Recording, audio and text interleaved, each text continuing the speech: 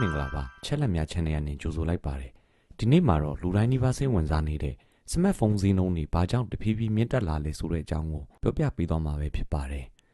မကြသေးမီနှစ်တွေအတွင်း AI နည်းပညာဟာအရင်မြင့်မြတ်ဆန်ဆန်တိုးတက်လာပါတယ် ChatGPT Gemini နဲ့ AI ဝန်ဆောင်မှုတွေဟာအလုပ်လုပ်ဖို့ data center ကြီးတွေမှာစွမ်းဆောင်ရည်မြင့် chips တွေနဲ့ memory တွေအများပြားလိုအပ်လာပါတယ်အထူးသဖြင့် AI server တွေမှာအသုံးပြုတဲ့ HBM High Bandwidth Memory နဲ့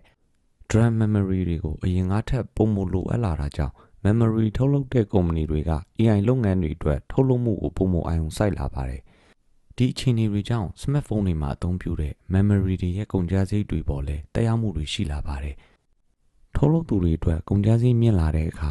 အဲ့ဒီကုန်ကျစရိတ်တချို့ကနောက်ဆုံးရောင်းချတဲ့ဖုန်းတွေပေါ်မှာလဲတက်ရောက်လာပါတယ်